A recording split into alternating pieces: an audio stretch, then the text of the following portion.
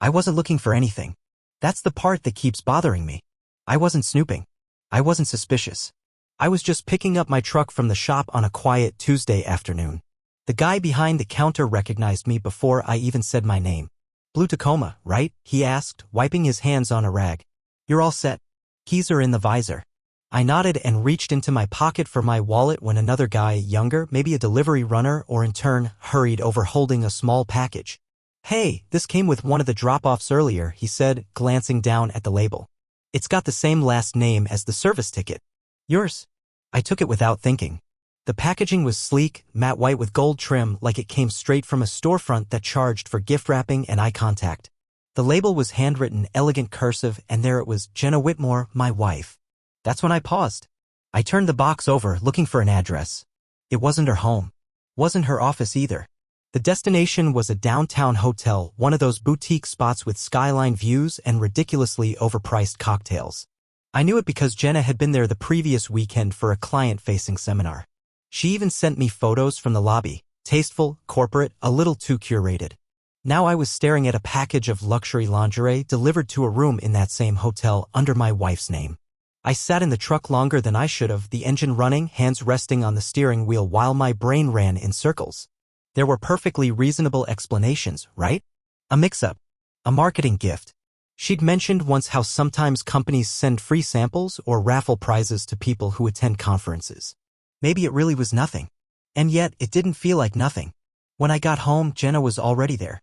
She had changed into leggings and a hoodie, hair pulled back, sipping wine and watching something loud on Netflix. Just like any other evening. She smiled when she saw me, totally relaxed, like her world hadn't just collided with a very inconvenient coincidence. "Hey, babe," she said, pausing the show. "How was the shop? Truck okay?" "Yeah, all good," I replied, hanging my keys on the hook by the door. I hesitated. "They gave me something, said it came with the delivery. Had your name on it." "Oh." Her eyes flicked up in a flash and then right back to neutral. She didn't flinch. "I'll give her that." "What was it?" I held up the box. For a moment, a split second, her smile froze. Just slightly. Then she laughed. "Oh my God," she said, rolling her eyes. "That thing." I didn't say anything. She reached for the box, took it from my hands like it was a joke we were both in on, and sat back down. "That's from a raffle at the seminar," she said. "One of those ridiculous giveaways the vendors do to show off. They had a booth set up in the hotel ballroom with products and experiential prizes. I filled out a card for fun and apparently won something." "Did you know it was being shipped to the hotel?" I asked. She shrugged, sipping her wine. "Not really. I thought they'd mail it to her house. I guess they had the hotel registry on file since they were hosting the event." I watched her closely. Her voice was casual, polished even, like she'd already rehearsed this story. There was no pause, no fumbling. Everything made perfect sense. Too much sense. She opened the box right there in front of me. Inside were 2 pieces of delicate fabric folded neatly around black tissue paper and a thank you card that looked like it belonged in a high-end magazine. She held up one of the items and laughed. "This is ridiculous," she said, genuinely amused. "Like I'd wear this to a conference. It's probably for influencers or, I don't know, someone way more confident than me." I forced a laugh. "Yeah, not exactly business casual." She stood up and walked over, wrapping her arms around my waist. "Thanks for grabbing it, though," she said. "I probably would have lost it if they mailed it to the wrong address." I kissed the top of her head, but my mind was stuck back in the auto shop, staring at that label. Something didn't line up, and no matter how smooth her tone was, I couldn't stop that seed of doubt from planting itself in the back of my skull. I told myself to drop it. Told myself not to spiral. But over dinner, my brain started making connections I hadn't meant to make. The hotel wasn't random. She'd chosen that spot, insisted it was the only place hosting her workshop. She'd left early that Friday, suitcase packed light, and I remembered now how she seemed, almost giddy. She wore perfume I hadn't smelled before, something bolder. Her texts that weekend had been oddly brief.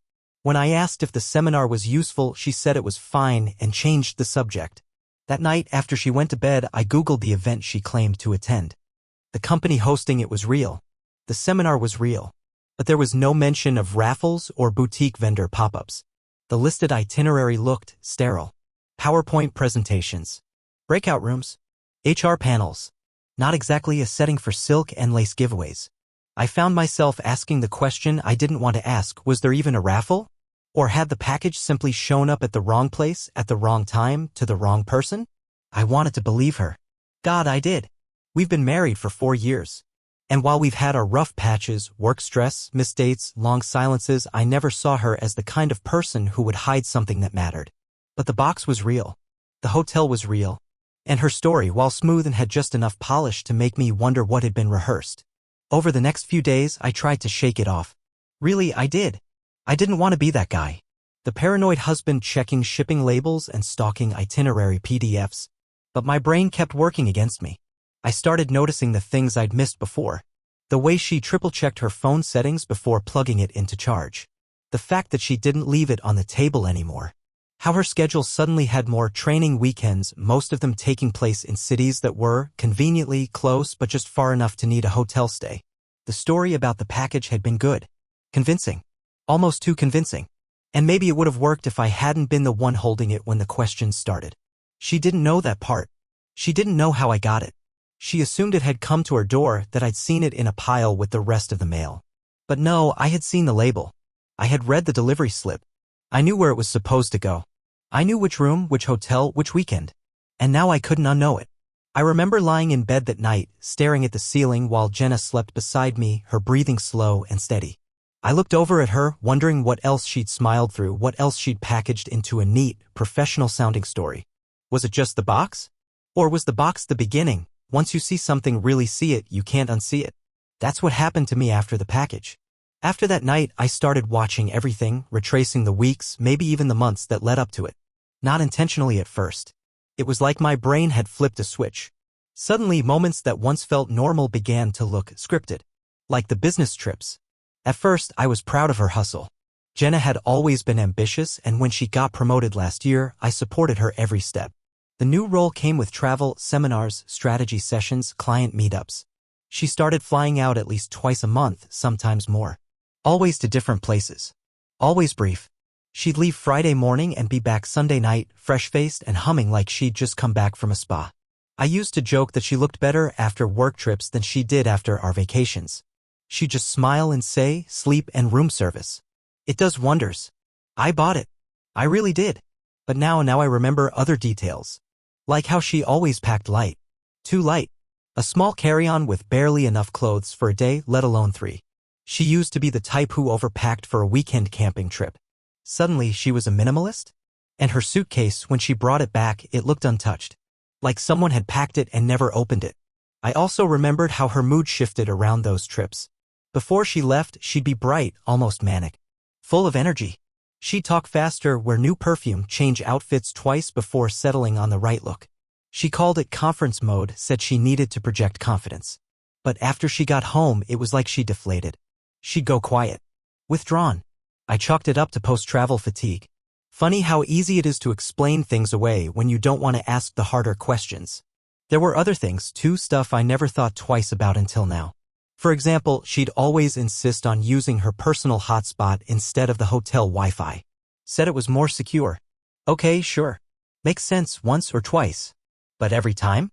She'd never share the password either. She'd just smile and say, it's too much of a hassle. That line became her shield. And then there was her phone. God, the phone? Always face down. Always on silent. Always locked, which isn't weird in and of itself. We both valued privacy. But something changed. She started putting it in airplane mode for battery reasons even when she was home. I caught her one night switching it back on in the bathroom and checking it with her back turned. She said she was looking at a group chat, but I didn't hear a single notification. That moment sat with me for days. Then there were the clothes. It was gradual at first, nothing drastic. But her style shifted. More fitted dresses. More expensive-looking shoes. A bold red lipstick that she used to say didn't work on her. I remember how she used to laugh about feeling too ordinary for flashy things. But now she'd wear them on the way to supposed strategy briefings. She said she needed to keep up with the other women at work, that appearance mattered in her field. That line made sense at the time. Now it sounds like a script I didn't realize was being read to me. The scent she wore changed too. Her usual fragrance was light, floral, something we picked out together years ago on a trip to Charleston. One night, she came home smelling different. Muskier. More grown up. I told her she smelled good, trying to keep things light. She smiled, said a coworker gave her a sample and she thought she'd try it out. A harmless explanation. But from that point on, she never went back to the old perfume. It was like she'd become someone new and I was the only one who hadn't gotten the memo. And I can't forget how she started saying she was drained. That word stuck with me. She used it often, right after returning from those training weekends. She'd lie on the couch with a blanket and a glass of wine, mumble something about being emotionally spent. No detail, no stories, just tired. But what stood out was how little she shared. Before, she'd come back from a trip and tell me about every single awkward icebreaker and bad coffee. Lately, it was all vague, same old. You know how it is. Nothing worth talking about. Which would have been fine, except I'd see pictures on social media from her coworkers smiling at happy hours or scenic rooftops with wine glasses in hand. She never tagged herself. But I recognized her dress. Her hand. Once her laugh. And every time I asked why she never posted anything anymore, she'd shrug. Just don't feel like broadcasting my life. That wasn't like her. Jenna loved documenting our vacations, our Sunday brunches, our dog's Halloween costumes. She wasn't a private person, not until recently. I also started realizing how many of our shared routines had quietly dissolved. She stopped watching our shows. Said she was too tired or already caught up on her flights. She stopped going to the farmer's market with me on Saturdays. Said she needed time to reset. And then there was the Macy. I didn't want to admit it at first. No one wants to feel like a stranger in their own bed. But I started noticing how she pulled away subtly at first, an arm that used to wrap around me in sleep now curled under her pillow. Kisses that used to linger were now quick pecks. When I reached for her, she'd often sigh and say she wasn't in the mood. That she felt worn out or had a headache or just needed to decompress. At first, I believed it. We're adults. People get tired. But after a while, the pattern became undeniable. She was leaving full of energy and coming home like something had drained the color out of her. Except, it wasn't just fatigue. It was distance. Emotional and physical. I brought it up one night gently. Asked her if something was going on. She gave me a sad smile, touched my hand and said, "You've done nothing wrong. It's just work. I promise." And that promise, so calm, so convincing, actually made me feel guilty for doubting her. Like I was being needy. But that's what bothered me most. She'd mastered a way of responding without actually saying anything. Reassuring without revealing. It was all surface-level warmth. The kind of closeness that evaporates when you try to hold onto it. And I started realizing how much I'd let slide. How many excuses I had swallowed without chewing. How many red flags I had folded into paper airplanes and tossed out the window. All because I loved her. All because I trusted her. But trust, I've learned, isn't something you notice slipping. It vanishes quietly. One skipped conversation at a time. One overnight bag that returns too neatly packed. One smile that doesn't quite reach her eyes. So there I was, sitting at the kitchen table one night, scrolling through her calendar app. She had another trip coming up, same format, different city. She'd already booked her flight, already added it to our shared schedule. I stared at the details, my thumb hovering over the screen, and something inside me shifted. I wasn't going to ask this time. I wasn't going to bring it up or hint or joke. I'd done that too many times. Instead, I started making my own quiet plans. I updated the security settings on our smart home app, changed the password, adjusted the motion sensors, turned on the video logging function for our front door. She'd never notice she hated tech stuff and rarely checked it. I told myself I wasn't being paranoid. I told myself I just needed peace of mind. A little clarity. But deep down, I think I already knew. I already felt it in my gut, in my bones, in the silence she wrapped around herself like armor. Something had broken. And for the first time, I was done pretending I didn't see the cracks. The truth didn't come crashing in all at once. It slipped in quietly, like a draft under a closed door. By the time I fully opened my eyes to it, the cold had already crept across the floor and settled into my chest. I didn't have a smoking G*N, not yet, but the weight of everything I'd been seeing, feeling, suspecting, it was enough to push me into action. I needed something real. Something undeniable. My instincts were no longer whispering, they were screaming. But I still didn't want to be wrong. God, part of me still wanted to be wrong. That's why I changed the passcodes. Our smart home system, cameras, locks, thermostat, it had originally been something we set up together. Back when we first moved into this place, Jenna thought it was cute, futuristic stuff, and I did most of the tech side. But over time, she let me handle it all. She didn't care for the app, didn't know how the logs worked. That gave me a head start. I updated everything silently, changed the master PIN, rotated the remote entry access and switched cloud settings so all video files backed up to my private drive. I didn't tell her. She didn't ask. She never even noticed. And that's when the silence started speaking. One morning, Jenna said she was heading to her yoga class and would be back before lunch. I kissed her goodbye, watched her drive off, and waited. I opened the app, scrolled through the activity. That's when I saw it. At 6:42 a.m., a full 2 hours before she'd even left for yoga, the door had opened. From the inside, a tall man had stepped out, dressed in dark jeans, a fitted charcoal jacket, and clean white sneakers. He moved slowly, comfortably, like he belonged. He wasn't looking around nervously. He wasn't rushed. No hoodie, no cap. Just calm. Composed. He pulled the door shut behind him and locked it manually. I recognized the way he twisted the knob, like someone who had done it before. In his left hand was a leather satchel. Familiar. The same one Jenna used on her weekend trips, the one she said was a work bag. I'd never questioned it before, but now watching it tucked under his arm like it belonged to him. I knew better. I rewound the footage. The frame before he walked out showed the hallway. Faint movement. Then his shadow. No sign of her, not directly, but I didn't need a full view. I didn't need audio. His presence in my house at that hour told me everything I needed to know. He walked 2 blocks before turning the corner and getting into a dark gray car. License plate partially visible. I could have paused it, zoomed in, maybe even run a check. But I didn't. I wasn't interested in his name. I already knew who he was to her. That was enough. I sat there staring at the footage on my laptop, the cursor hovering over the pause button. My heart was calm. Too calm. It was like something had finally aligned in my mind, a puzzle that had taken months to finish now revealing the full image. There's a moment in betrayal where the pain gives way to clarity. I wasn't guessing anymore. I wasn't wondering. I was seeing it. Right there. On screen. In high definition. A man leaving my house while I slept, carrying her bag, locking our door. And the worst part? The quiet. The way it all felt so ordinary. Like it had happened before. Many times. That night, she came home just after 5. She brought Thai food. Her mood was light, almost cheerful, like she was trying to reset me. She asked about my day, told me about a new instructor at the studio who actually makes us work for once. She poured wine, laughed at nothing. And I just watched. I watched the way her lips moved when she talked about mundane things, watched how effortlessly she performed the version of our life that used to feel real. I even laughed at one of her jokes, a reflex from another lifetime. But something inside me had gone still. When dinner was over, I told her I was going to fix the lock. Said the system had glitched earlier and I wanted to reset it. She barely looked up from her phone. Sounds good, she said. Let me know if you need the spare key. But I didn't. That night, while she was in the shower, I changed the locks entirely. Not just the code, the entire hardware. Replaced the cylinder. Swapped the deadbolt.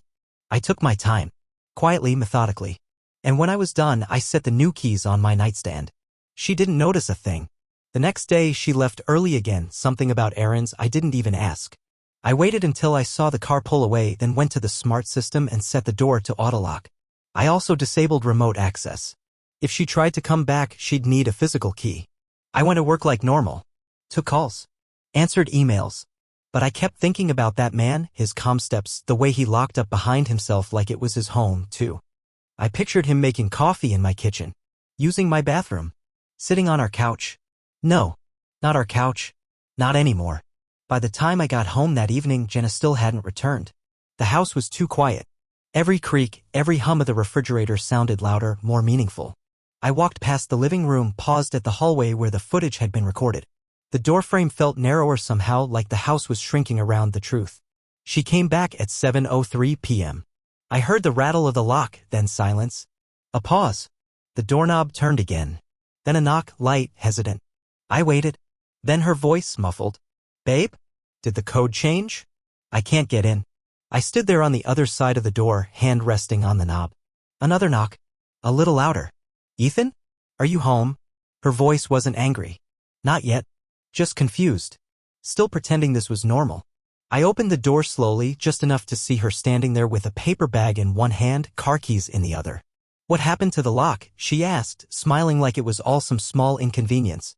I changed it, I said, my voice flat. She blinked. Why? I didn't answer. Just stepped aside and let her in. She walked in slowly, setting the bag down on the counter. You okay? I nodded. You. She looked thrown off for a second. Then she recovered. Yeah, just surprised. You usually tell me when you mess with the system. I didn't reply. Instead, I turned to her and said, who was he? That stopped her. She stared at me, face blank for a beat too long. Who? I didn't repeat myself. Instead, I walked to the table, opened my laptop, and played the footage. She didn't speak. Didn't move. Just watched the man walk out, bag in hand, door locking behind him. I paused it. Looked up. Her face had gone pale. Not panicked, just blank. Like she hadn't planned for this. I was going to tell you, she said finally, voice quiet. I waited. No response. No emotion. I just stood there. She took a step back, then another. It's not what you think. It never is, I said. I didn't mean for it to happen, she said, eyes welling up. It started as something stupid. One weekend. Then it just. I held up a hand. I wasn't interested in the script. I need you to leave, I said. Ethan. Now. She looked like she might collapse. Or scream. Or beg. But she didn't. Instead, she walked to the door. Slowly. Without a word. And when it shut behind her, it was more than just a door closing. It was final. It wasn't rage I felt. Not sorrow. Just stillness. Like the ground had stopped shifting. Like everything had settled into its true place. That night, I lay in bed alone. No more guessing. No more waiting. The silence was no longer hiding anything. The silence had said it all. The morning after I changed the locks, I woke to an unfamiliar stillness. It was the kind of quiet that doesn't just surround you, it settles inside your chest where your heartbeat used to be. Her side of the bed was empty. Cold, undisturbed. No perfume on the pillow. No stray hair on the sheet. No morning breath apology or lazy smile or stretch and yawn. Just nothing. It was the first time in years I'd slept through the night without waking to her pulling the blanket away or muttering in her sleep. But the peace wasn't comforting. It was surgical. A clean cut. And cuts, even clean ones, still bleed. I made coffee. Black. No almond milk, no cinnamon sprinkle, the way she liked it. I didn't even glance at her mug in the cabinet. I drank it in silence and stared out the kitchen window while Ruby barked at nothing in the yard, probably sensing the shift. Dogs know. They always know. I told myself I needed answers. Real ones. Not tearful apologies. Not, I didn't mean for it to go that far. I didn't want timelines. I wanted truth even if it came in pieces. So I started looking. I waited until mid-morning, then walked upstairs and stood in front of the vanity drawer she never let me near. The messy one, she used to call it. Girl stuff, she'd say, winking like it was some sacred territory I'd never understand. Over the years, I learned not to ask. I'd laugh, roll my eyes, and leave her to her mystery. But now? The mystery was the problem. And I wasn't laughing anymore. The drawer opened easily, no lock, no trick, just a simple wooden slide. But the contents inside were precise. Too precise. Neat rows of lipstick tubes, each one capped tightly and facing the same direction. Eyeliners stacked like pencils in a school desk. Even her blush brush was spotless. Which would have been fine. Except Jenna was never this tidy. She was organized, sure, but not surgical. She left her makeup bag open on the bathroom counter. Used to smudge mascara on the mirror. Complain about broken lids and missing caps. This drawer wasn't hers. Or rather, it wasn't the version of her I knew. I pulled out the tray insert, careful not to spill anything, and that's when I saw it. Tucked beneath a pile of sample foundation swatches and some cotton pads, a thin silver flash drive. Next to it was her old laptop. The one she claimed had crashed 6 months ago. The one she said she'd tossed out. But here it was, wrapped in a soft cloth pouch and hidden underneath layers of items no one would check unless they were looking. And I was looking. I carried both to my desk. Plugged in the flash drive first. The screen loaded slowly, like it was holding its breath, before finally revealing a folder labeled Work Trip Media. But these weren't presentations or receipts. They were photos. Dozens. Maybe hundreds. I opened one. Then another. And another. They weren't nudes. Nothing overt. But they didn't have to be. They told a story more clearly than any confession ever could. A rooftop bar in Miami. Candlelit dinners at beachside restaurants.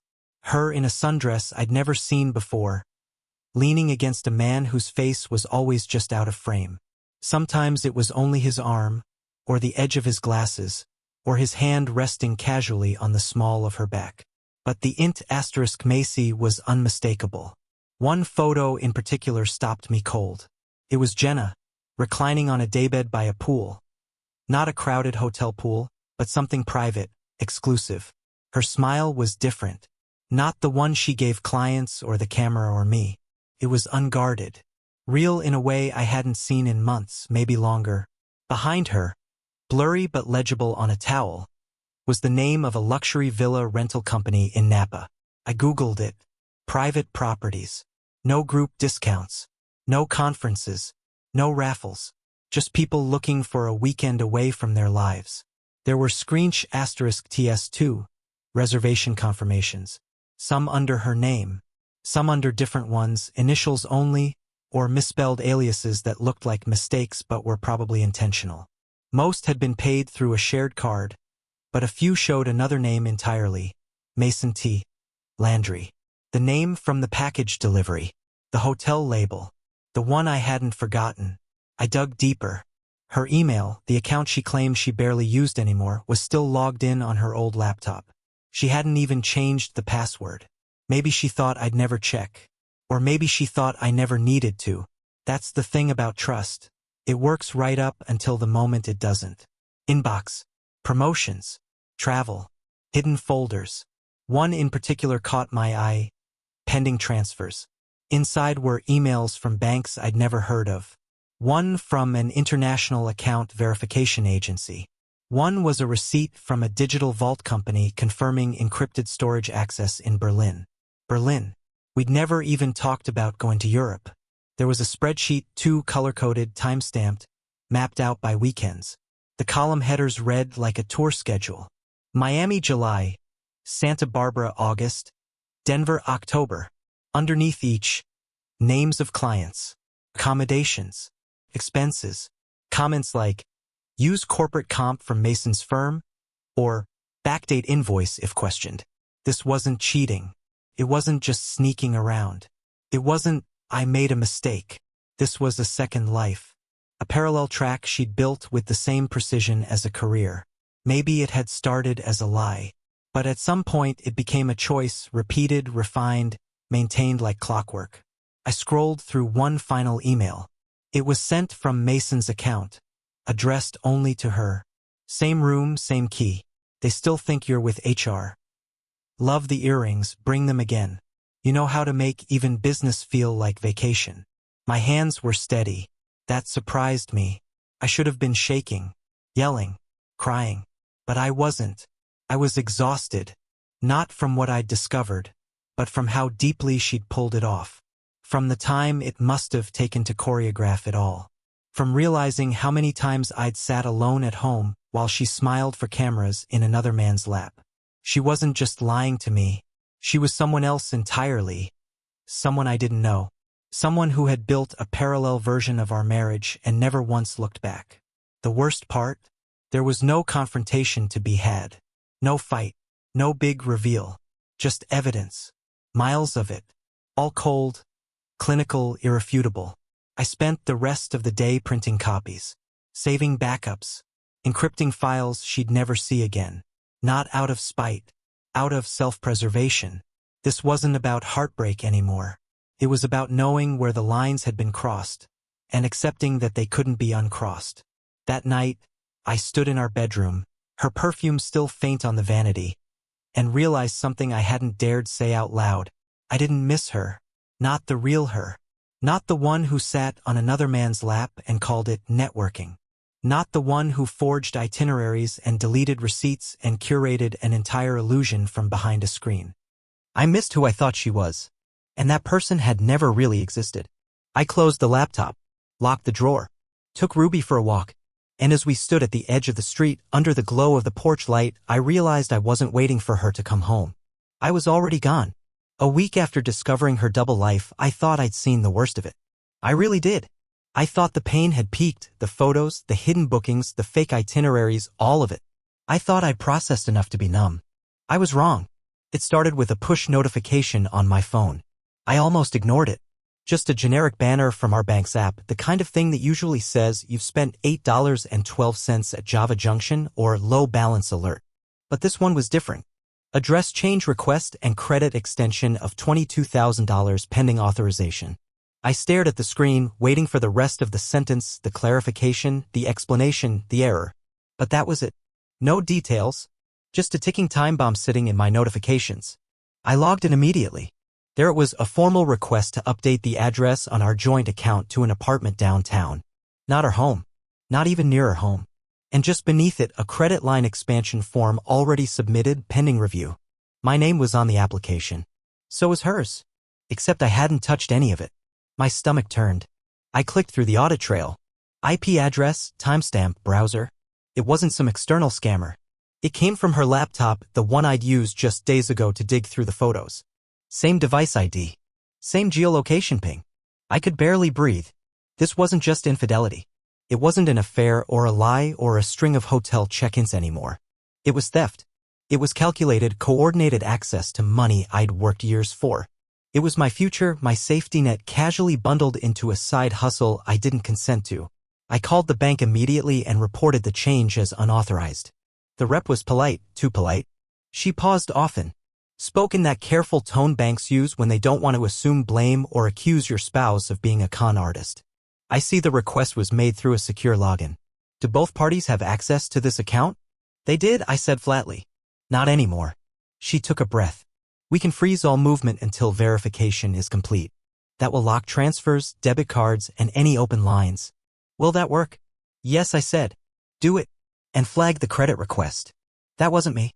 Understood. You'll receive follow-ups via email. Is there anything else I can assist you with today? I wanted to laugh. Anything else? I opened my laptop and pulled up our tax statements from the past 2 years. Jenna had filed them. I used to joke that she had the patience of a saint dealing with TurboTax like it was her job. But now I wasn't laughing. I scanned through deductions, business expenses, 1099s I didn't recognize. One from a consulting firm I'd never heard of, Stanton and Merrow Limited, out of state. She claimed to have done remote client coordination. But according to the company's contact page, they only dealt in private asset management. Translation: high-income portfolios. Wealth migration. People who had things to hide. That night, I sat on the living room floor with a stack of paper records I hadn't touched in years. Bank statements, old PayPal receipts, business cards, travel brochures. I went line by line. My eyes were tired, but my brain wouldn't let me stop. And then I found it. A payment made from our joint account, subtle, small, to a registered agent service. Not illegal, not uncommon. But paired with the next line item, a wire transfer to an LLC I didn't recognize, it was a smoking G*N. She had opened a holding account. Under our name. With my social security number. I remember just staring at the paper in my hands. It didn't feel real. Like I was reading someone else's story. Like maybe I'd wandered into a TV show or a Reddit thread, one of those betrayal stories that end with a car crash or a courtroom scene. But this was mine. This was my handwriting on the signature, authorization forged, but convincingly. This was my name attached to an account that had been bled in tiny increments, too small to flag, too regular to notice. ATM withdrawals in random cities. Hotel service charges. Currency conversion fees. It had been going on for months. Possibly longer. She'd been stealing from me while sleeping beside me.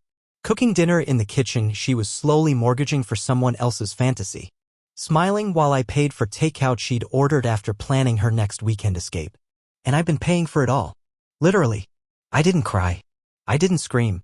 I just sat there, cross-legged on the hardwood floor, documents spread out like a forensic mural, and felt violated. Not emotionally. Legally. This wasn't about love anymore. This was identity theft. Financial abuse. A trail of digital fingerprints left by someone who knew exactly how to navigate the systems we'd built together. I called an attorney the next morning. Referred by a friend. Quiet, direct, professional. The kind of man who wore gray suits and never looked surprised. I explained everything. He listened without interruption. When I finished, he nodded once and said, "Good thing you have documentation." "I have everything," I said. Screensh *TS. Emails. Login traces. Video logs.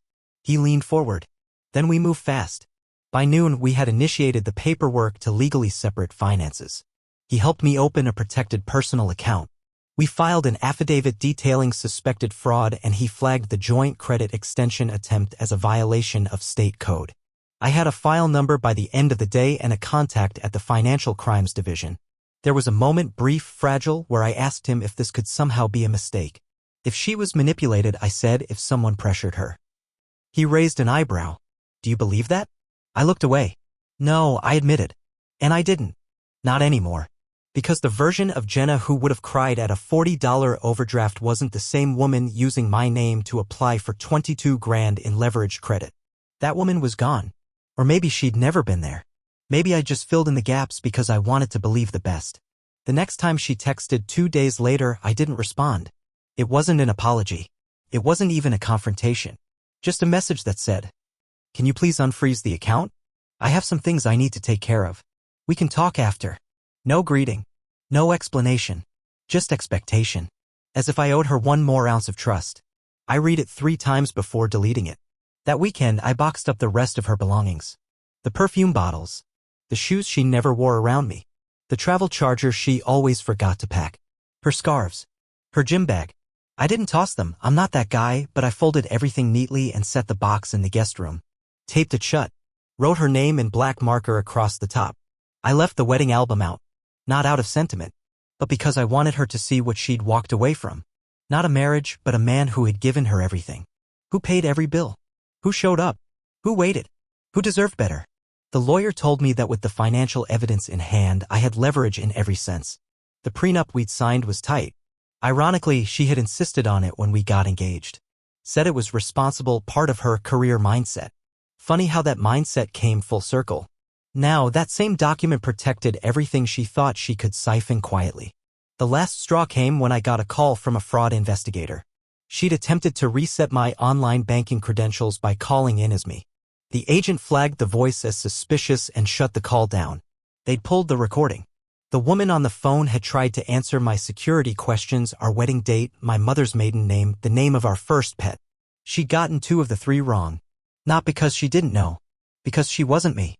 That's when the grief stopped. That's when I stopped wondering if she'd ever loved me. If any of it had been real. If the vacations, the lazy Sunday mornings, the anniversary gifts, if they meant anything to her. Because now all I saw was someone who had stolen more than my trust. She stole my name. And for that, I wasn't just hurt. I was done. When I got home one evening, her presence was gone. Closets empty. Bathroom drawers cleared out. Even her slippers were missing from beside the bed. On the nightstand was a note, half-finished, no greeting, no apology.